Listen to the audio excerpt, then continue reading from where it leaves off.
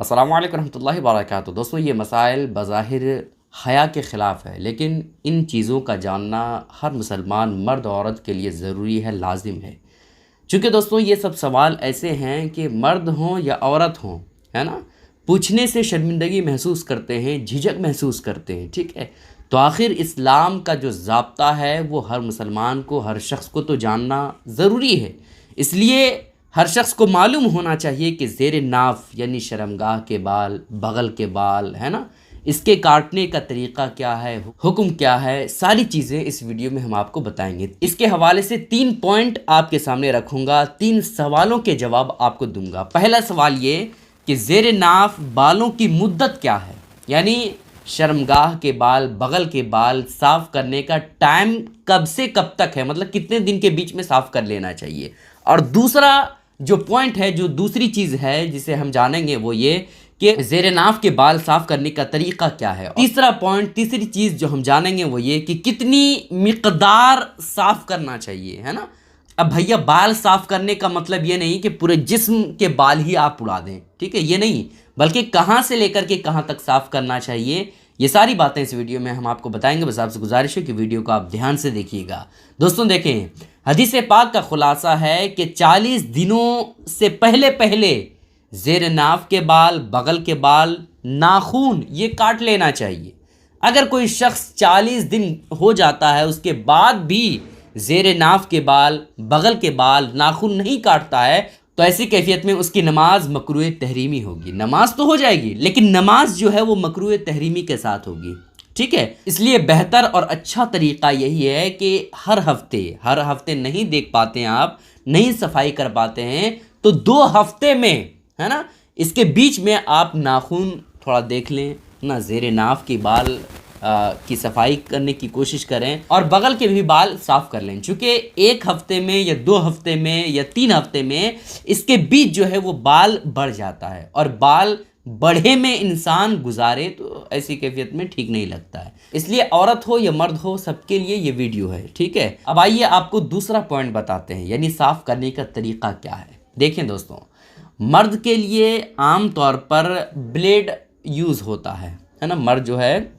मर्द अपने शर्मगाह के बाल साफ़ करने में, है ना, बगल के बाल साफ़ करने में ब्लेड का इस्तेमाल करते हैं, या और दूसरी चीज़ें जो मशीन ट्रिमर कहा जाता है उससे भी साफ़ करते हैं मर्द हजरात, तो कोई दिक्कत की बात नहीं, ठीक है। तो मर्द हजरात ब्लेड से और ट्रिमर से साफ़ कर सकते हैं, ठीक है। और औरतों के लिए क्रीम हो गया, है ना, और स्प्रे हो गया, ये सब चीज़ें औरतें यूज़ कर सकती है, ठीक है। आम तौर पर औरतें क्रीम से अपने बाल की सफाई करती है, ठीक है। लेकिन ऐसा कोई ख़ास नहीं है कि मर्द जो है वो सिर्फ ब्लेड ही से साफ़ कर सकता है, ट्रिमर से साफ़ कर सकता है और दूसरी चीज़ें से साफ़ नहीं कर सकता, ठीक है। मर्द हजरात अगर चाहते हैं कि वो क्रीम का इस्तेमाल करें, है ना, तो उसके लिए भी कोई दिक्कत नहीं है। मर्द हजरात भी क्रीम या स्प्रे या दूसरी चीज़ें जो मार्केट में आई है उसके ज़रिए से साफ़ कर सकते हैं, ठीक है। और औरतें अगर चाहती है कि क्रीम के बजाय या दूसरी चीज़ के बजाय हम ब्लेड से साफ़ करें, है ना, तो साफ़ करना बिल्कुल जायज़ है। बस मकसद ये है कि वहाँ की सफाई हो जाए।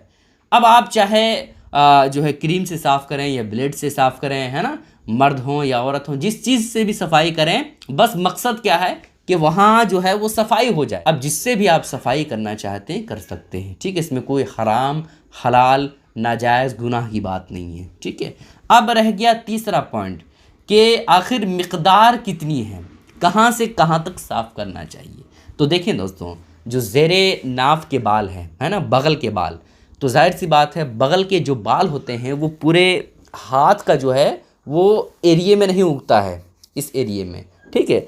तो बगल के जो बाल हैं, जहाँ तक माना जाता है ना, जहाँ तक उगा रहता है मोटे बाल, वो आप क्लियर कर दें, तो ये बगल की मिक़दार हो गई, ठीक है। अब रह गया शर्मगाह के बाल। तो शर्मगाह के बाल में जहाँ आपके नाफ के नीचे के बाल जो है ना, वो उनकी आप सफाई कर दें। अब मामला ये है कि नाफ के नीचे जो है बहुत सारे बाल हैं, तो क्या सारे बालों की सफाई कर दें?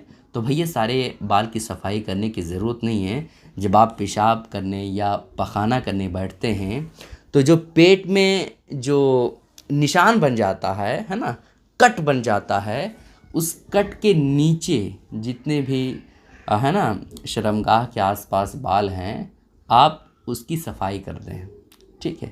اسی طرح سے آپ پیچھے کے مقام کے آس پاس جتنے بھی بال ہیں اس کے حوالے سے کتابوں میں آیا ہے کہ خاص طور پر پیچھے کے مقام کے آس پاس جتنے بال ہیں وہ صحیح سے صاف کر لینا چاہیے، چونکہ ظاہر سی بات ہے انسان جب پخانہ کرے گا اور صحیح سے پیچھے کے مقام کے بال صاف نہیں ہوں گے تو ایسی کیفیت میں گندگی اور ناپاکی جو ہے وہاں رہنے کے چانس بڑھ جائیں گے، ٹھیک ہے۔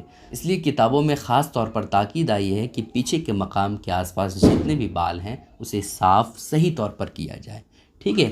تو عورت ہوں یا مرد ہوں، ہے نا، شرمگاہ کے آس پاس جتنے بھی بال ہیں اسے صحیح طور پر صاف کر لیں، اور پیچھے کے مقام کے آس پاس جتنے بھی ہے نا بال نکلے ہوئے ہیں اسے صحیح طور پر صاف کر لینا چاہیے، ٹھیک ہے۔ تو یہ ہوا طریقہ دوستوں، آپ کو میں نے تینوں پوائنٹ صحیح سے سمجھا دیا۔ پہلا یہ کہ بالوں کی مدت کیا ہے، دوسرا یہ کہ طریقہ کیا ہے، اور تیسرا یہ کہ کتنی مقدار تک صاف کرنا چاہیے، ٹھیک ہے۔ تو آپ لوگوں سے گزارش ہے دوستوں کہ یہ معاملہ جو ہے نا، یہ سوال تھوڑا شرمندگی کے خلاف ہے، کوئی انسان جلدی پوچھتا نہیں ہے، اس لیے اللہ کے واسطے آپ سے گزارش ہے کہ اس ویڈیو کو دوسروں تک ضرور شیئر کریں تاکہ ہر مسلمان کو طریقہ پتہ ہو جائے، مسائل پتہ ہو جائے کہ حقیقت اسلام میں کیا بیان ہوا ہے، ٹھیک ہے۔ آپ لوگوں سے گزارش ہے کہ اس کلپ کو شیئر ضرور کیجیے گا۔ السلام علیکم ورحمۃ اللہ وبرکاتہ۔